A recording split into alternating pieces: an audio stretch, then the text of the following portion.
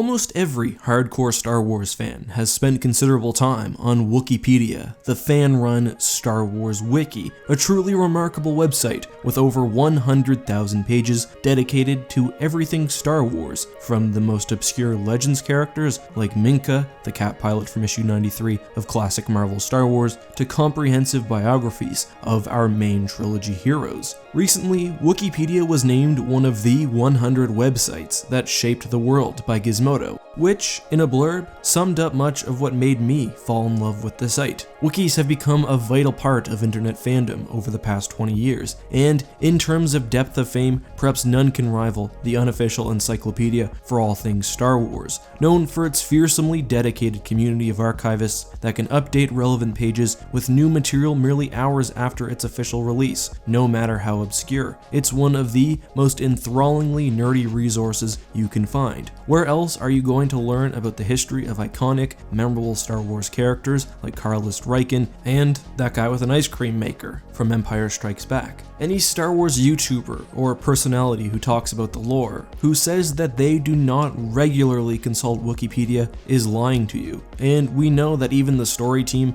as well as writers for the movies and expanded universe, turn to the website on a frequent basis. As a kid, I'd use the Wook to explore the unknown regions without having to buy every source book, or to make up for just physically not having all of the EU content at my fingertips, which, as someone of course who could only buy some books and not a lot of comics, was a lot. As a content creator, the wiki is indispensable. I can check starship weapons numbers without having to crack open the Starships of the Galaxy guide, or I can keep track of sources, or just brush up on something I'm not as familiar with. And the Star Wars Wiki is great for all of those things because of several key features: its comprehensiveness, its accuracy, its breadth, and its strict adherence to a set of rules, which results in even the most obscure pages being generally reliable and accurate. These features come from the heart of any wiki, the large and dedicated set of writers and editors which assemble the site's many pages. However, an in-universe, crowd-sourced encyclopedia,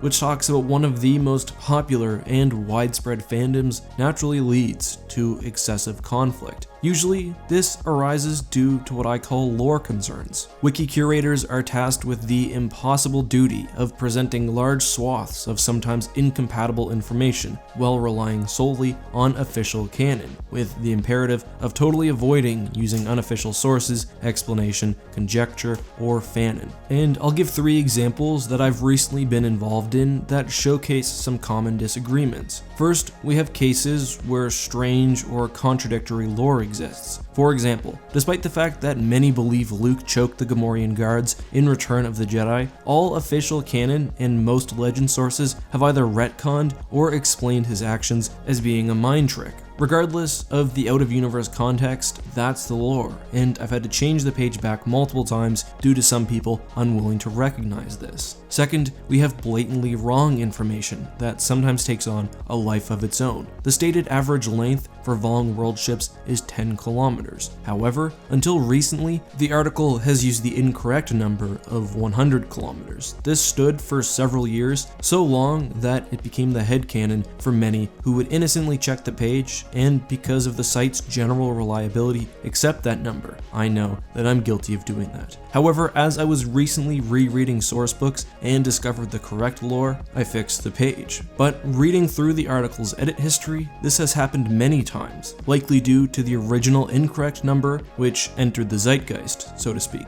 Finally, we have cases where users introduce headcanon or out-of-universe fiction into the wiki. This happens a lot, and was the case with the Battle of Turkana, one of the many cases where a user stated that the Rebellion fleet used CIS ships without a real basis to do so. Now, most of the time, these arguments are settled with relatively minor difficulty. The real issue, however, comes where there is what I call a true disagreement, where there is a tangible issue that cannot be solved by turning to facts or lore. Before I get into the main article I want to discuss, I'll give a recent example. I spent a few hours the other day combing my copy of the Essential Atlas, Encyclopedia, and other sources to see how many cases of planets with a name ending in uin I could find. I thought others might appreciate the work and that it could use an article or at least page category of its own. When I looked into creating that, lo and behold, I found an on-topic page which had been created then later deleted. When something is controversial, it will usually be put to a vote. On this occasion, 2 pages regarding planets ending in uin and on were up for debate, and the community actually decided to keep them, with Administrator Grayson correctly stating, "We wouldn't need to be out of universe. The similar names are a canon part of the Star Wars universe, whether or not there is any reason for that similarity. For example, Tor is an entirely in-universe disambiguation page, but it doesn't claim any shared etymology. Still, for some reason, the page was deleted. I'm not sure why. However, the controversy there is nothing compared to the most infamous article in Star Wars Wiki history. Taking a look at the talk page for starwars.wikia.com/breasts, and we can see the kind of high-level thinking that this debate has turned into. Needless to say, there have been some very strong arguments about either keeping or deleting this article, which I'll explore today. I will say, most recently, the community did vote to keep the page. However, if you read the vote itself and the context, it's clear that that wasn't representative of how the community was feeling. The most boring, but a solid argument for deleting the page is relevancy. The Star Wars Wiki has strict relevancy requirements, and pages for things like sand have been deleted in the past. Almost every humanoid species has breasts, and they're fairly not important in the Star Wars universe. Wikipedia articles on arms and legs have been either deleted or merged into others, despite the obvious relevancy of the terms in the Star Wars universe. On the other hand, there are articles for noses and mouths, so you could make a case either way. While that's obviously a worthy point of discussion,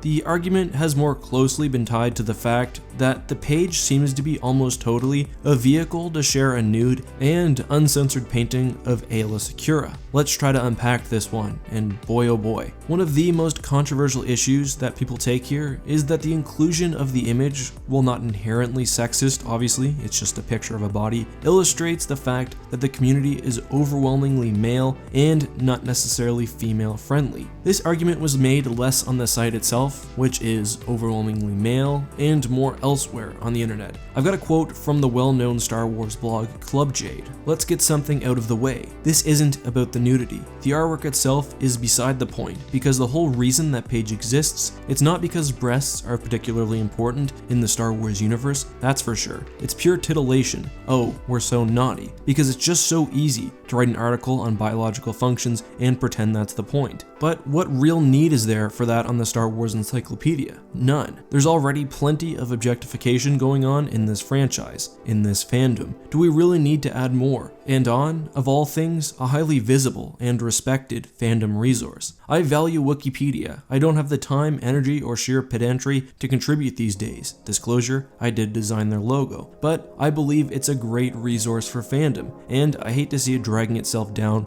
and willfully alienating people for the sake of a schoolyard joke. She basically goes on to say that the article itself in a vacuum is fairly minor, but that you can't take life in a vacuum, and that the article itself, and especially the picture, contributes to the general feeling of you're not welcome here, this isn't for you, and the response is relax, it's funny, and your concerns are not valid. I, as a member of a totally different demographic, don't see what the big deal is. I'll put a link to that article down below. Mike Cooper over at the also well-known site 1138, which I'll link in the description, also covered the issue pretty comprehensively. That the Wook would have an article about breasts is absolutely the result of sexism, but not the sexism of a few guys online. It's the sexism institutionalized in sci-fi and fantasy culture that leads to breasts being needlessly referenced in novels and given to alien species, even when they're fish or trees, therefore making them notable in Star Wars fiction in a way that penises aren't. The endpoint is interesting because there is no article for penis, at least anymore, despite the fact the presence of one was sometimes held up as equality in the fandom. To be honest, I don't care to comment either way on whether it's sexist or not, and to be honest, I can't quite decide myself. but it is fairly clear to me that breasts aren't more relevant than any other human body part, and the article exists mostly to ogle a picture of Ayla, who, by the way, was an EU first character, making this whole discussion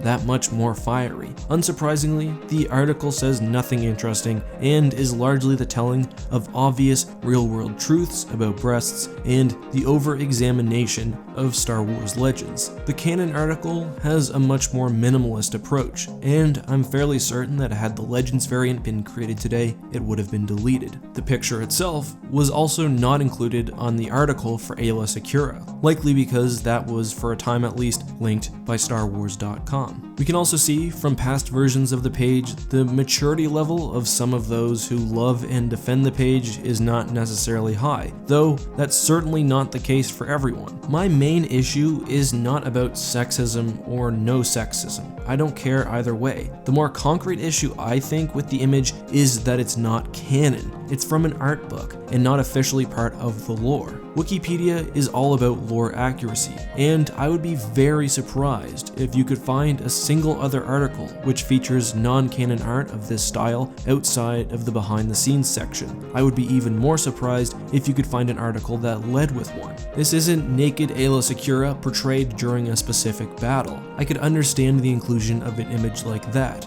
No, this is really just art. It's 1000% obvious that the site administrators have made an exception just for this picture, and are, by the way, very passionate about it, which I'll talk about later. If it were a canon image, if it had appeared, for example, in a comic book, I think things would be different, though still whether you should lead the article with that picture would still be up for debate. But the article basically stands as a very, very thinly veiled excuse to put nudity on the site. Now don't get me wrong, this is an official image in that it was created by Lucasfilm. It was part of an official Lucasfilm book, but it is not canon. It doesn't portray anything that actually happened. It would be like the Luke Skywalker article opening with a picture of a Luke action figure from a magazine. And the fact that the picture exists only because the administrators like it is fairly clear. We get the following quote from the administrator Topra and Raltier. I hope I'm not overstepping any boundaries when I say that this page needs a permanent more pics tag. To me, that doesn't sound like someone who appreciates the lore around breasts. But it goes beyond just defense. It's aggressive defense. Another Wikipedia administrator stated, "I'm not making threats. I'm trying to make sure you know what you're getting into if your masters fail to listen to reason.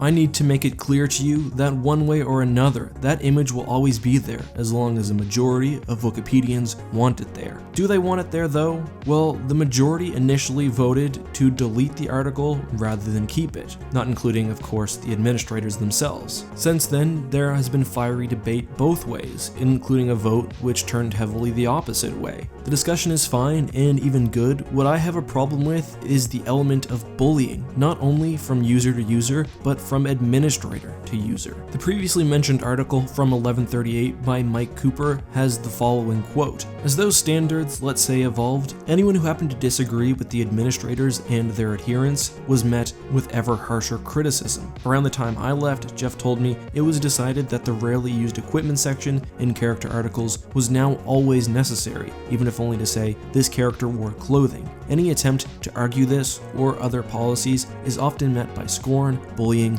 and even outright personal attacks by the site's administrators, of all people. As certain administrators became more entrenched and secure in their power, the impenetrability of the Wook's bureaucracy was reinforced by a prevailing tone of contempt for those who stood on the outside. That dismissiveness is beyond clear. Read the talk page, and one of the very first things you see is the quote, "It's called art, children. Please stop wasting everyone's time. There is no one to whine to," despite the fact that the only thing referenced in the linked post is the fact that Wikia didn't outright decide to remove the picture totally. The talk page also only outright references a previous vote which was heavily politicized and not really about the page's relevancy, but more about whether the image would harm children, which I think is a red herring. Deeper into the talk pages, we see administrators Darth Q-Later and Topra and Raltier also rudely dismiss people. If you have a problem with Star Wars nudity, go complain isn't the people who created it. The image isn't going elsewhere. As I said before,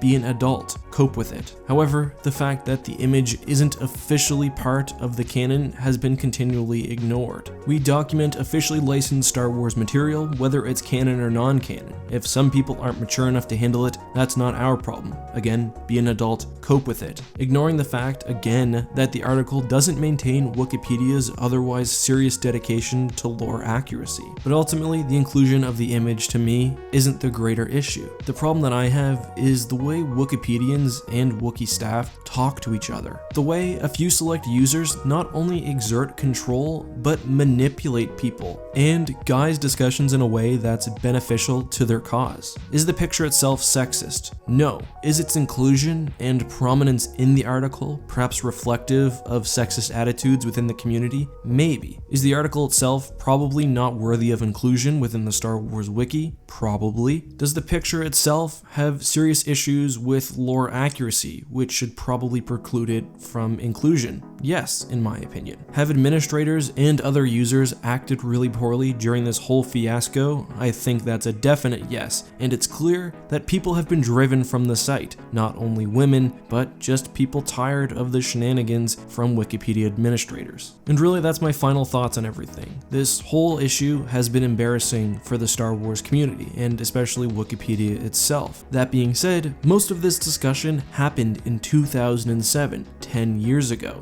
and in my opinion, the site is now in a much better state than it was then, which is why personally I've returned and may get more involved in the community. But that's ultimately my opinion. What do you think? Do you remember this discussion? Were you part of the original debate? If so, how did you vote? Let me know all of that and more down in the comments section. And guys, no question of the day today, just because this video is getting quite long, but I will answer 2 questions next video, and you can still leave your questions of the day down below. Until next time, this has been EckhartsLadder. May the Force be with you.